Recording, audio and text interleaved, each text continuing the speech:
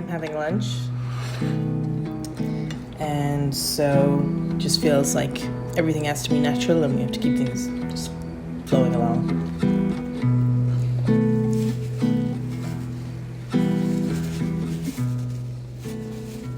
A lot of the experience of mysticism is that things aren't separate.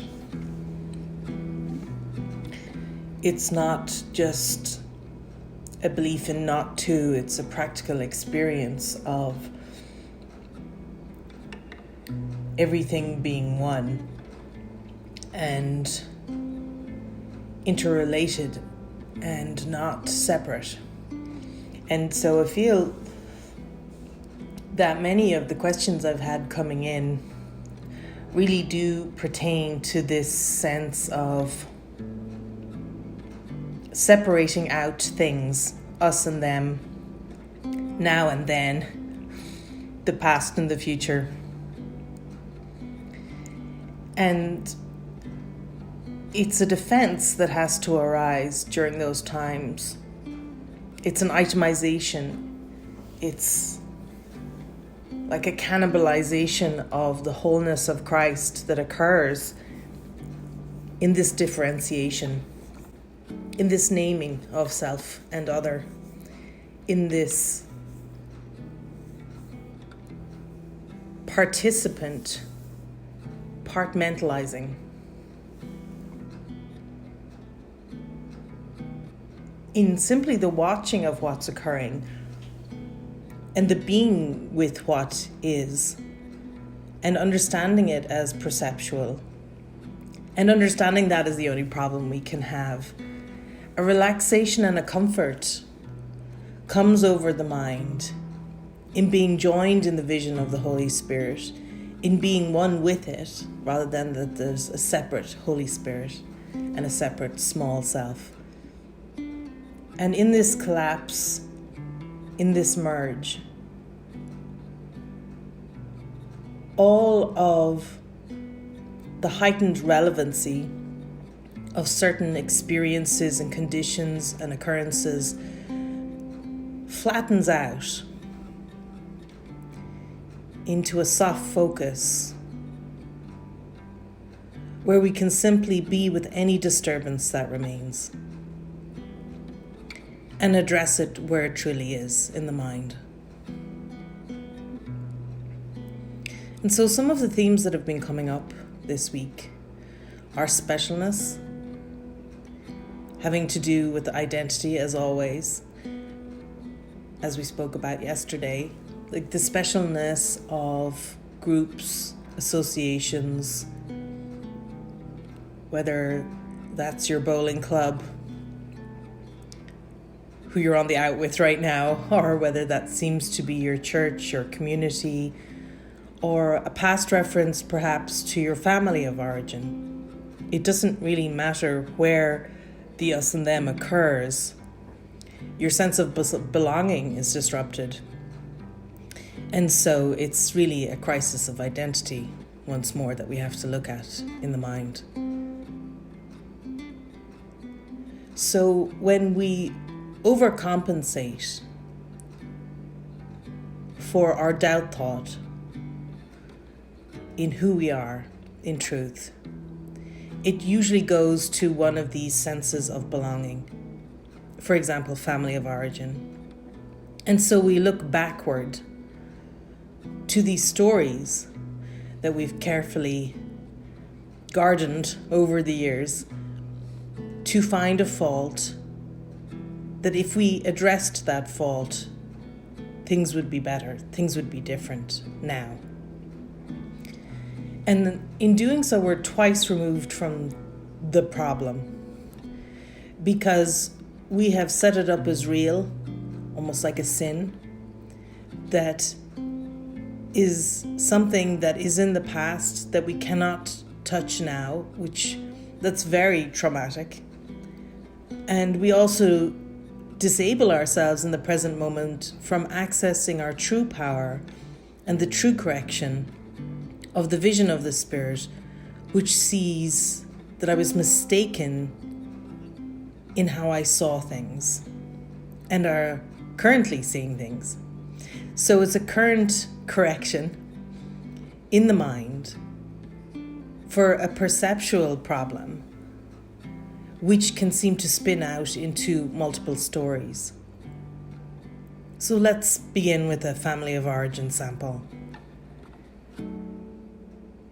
Something seems to have occurred in the past where us as a child was subject to something that they as an adult did wrong.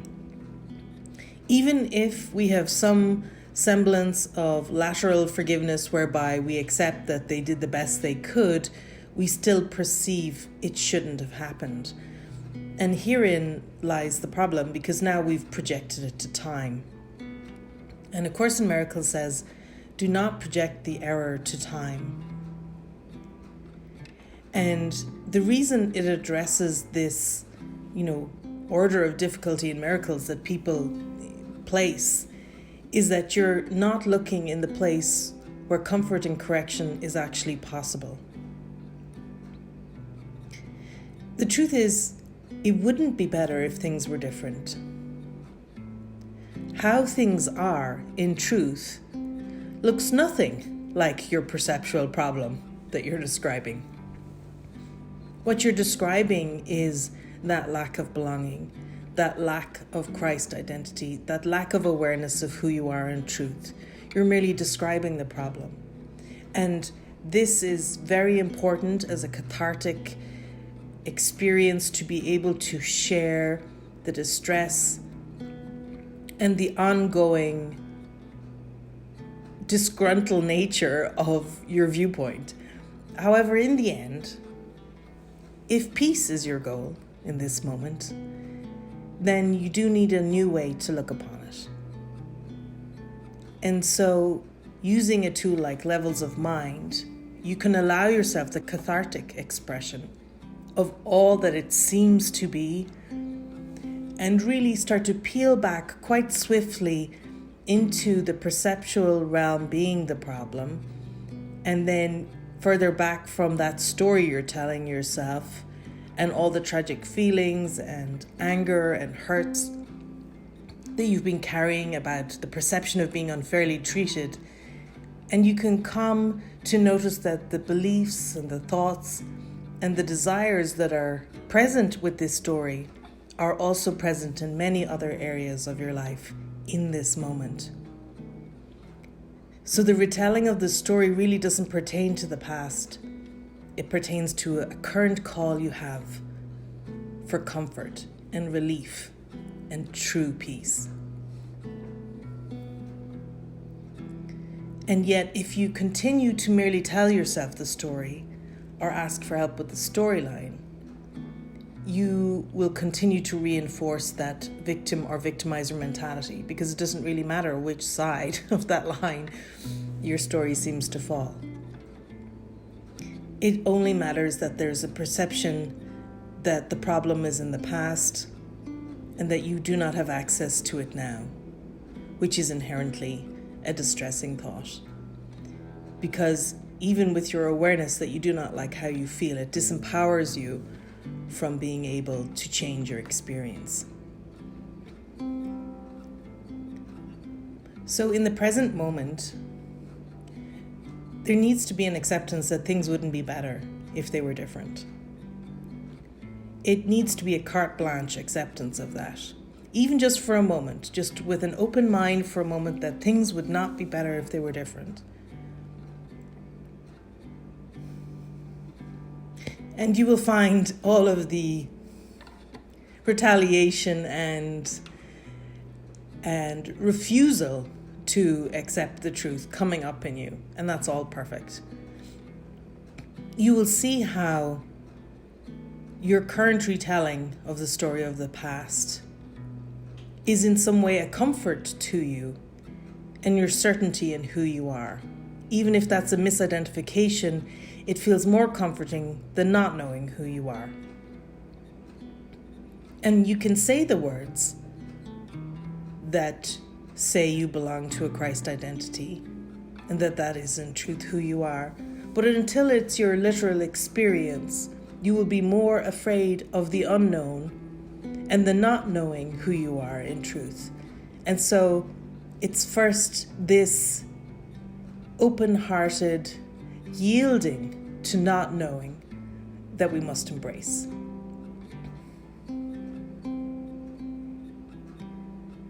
The entire world is either used to reinforce the self-concept that you currently hold, or you are offering it to the Spirit to use to relieve you of that self-concept and to restore you to awareness of dreaming and the truth of who you are. And so our invitation today is to make a decision once and for all which it is we are choosing. And it is that attitude, when you do the rules for decision, if you're a student of A Course in Miracles, early in the morning, that decides the type of day you would like to have. It's not manifesting, it's not deciding the form, it's not deciding the facts, it's not deciding how things play out. It's merely deciding, and with such a purity in your heart, how you would like to feel and experience yourself, that allows the world to slowly be retranslated from one of against to one of for. It's for you. It's for awakening. It's for forgiveness. It's a benevolent universe. It's a wake-up mechanism because the answer has been given. But when we experience ourselves at odds with what's before us, then what occurs is a mismatch between what seems to be an exterior experience of knowing a sense of goodness of yourself and an exterior experience of hardship or combat or even management. Even the idea that you need to manage your life, manage your body, manage other bodies, and somehow handle the day is a defense.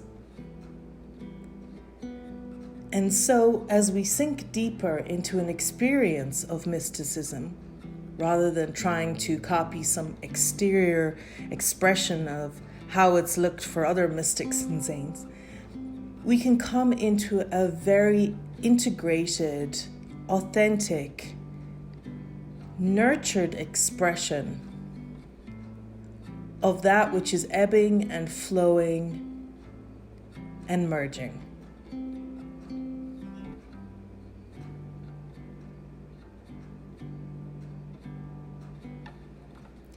And so I feel that is the invitation today for all of us,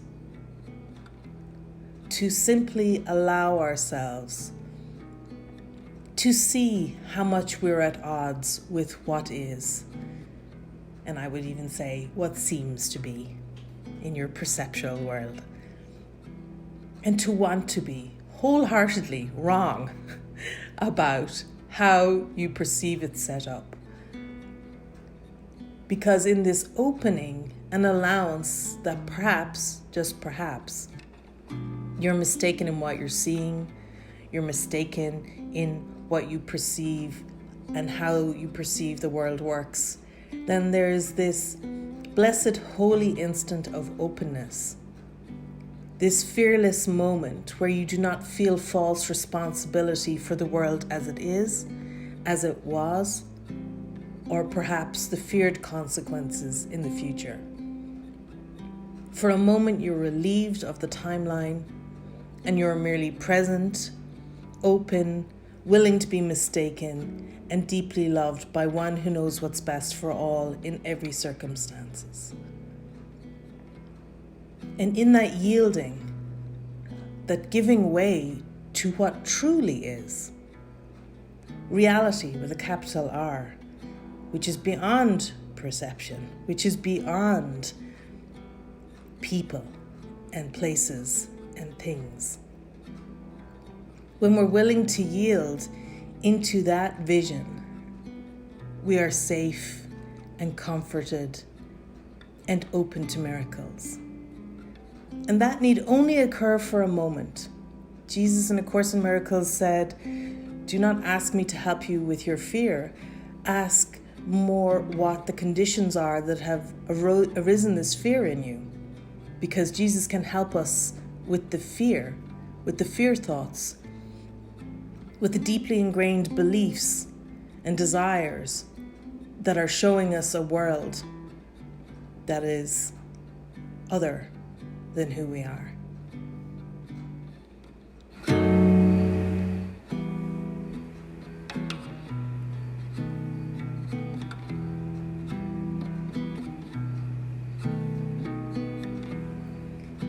And so, for a moment, as we're willing to relinquish being at odds with everything, including this seeming self that we perceive ourselves to be, being willing to be mistaken, to be wrong and happy about how we thought everything was or will be, then in that small, open-hearted instant, we are available to the miracle. And I would say mysticism is merely a collapse of this sense of other and a continual opening to this miracle-mindedness. It's an expectation of miracles as a regular part of what seems to be daily life, rather than something esoteric and other. It again is claimed as a birthright. It is accepted as a gift, and it is depended upon as a holy child of God. In A Course in Miracles, it does not say you are entitled to be fairly treated. It does not say you are entitled to a home. You're entitled to a country, to fresh water, or to a meal every day. It honors only one entitlement. It says you are entitled to miracles. Allow the miracle of the capital A answer of the Holy Spirit to be what gives you everything you appear to need while you're in time and space. And to not judge what truly serves for awakening, to come into true divine providence, and to accept everything coming towards you is from a benevolent universe that only wishes your good, and to ask for that to be translated from your perception of attack and need for defense over and over again every time you feel that clench. Because it is a simple expression of a clench or a softening. I mean, if you picture your hand clenching or softening at any moment, you can take stock of where you're at. You can take stock of how you feel. Even in what seems to be something that you've wanted for a long time in your life and is meant to be a blessing, you can notice if you're actually contracted because you think you need to hold that together even, or maintain it, or keep it, or possess it somehow. Then you're not in that soft, open-handed, open-hearted position with the universe, with what is, and with capital R reality as it truly is. And so it's a slow dissolving of the perceptual world back into a total experience of that capital R reality that we're simply allowing for ourselves. And when we notice those clenched moments, that need for validation, that need to have a special exterior belonging that reinforces some aspect of ourselves but has now become a dependency rather than a support for expansion, we can yet again sink back in trust that we do not need to know, and we do not need to understand why it has been the way we have perceived it. We need merely turn towards the comforter in our mind and merge with that vision that shows capital R reality and experience of peace exactly as it is now, available and present.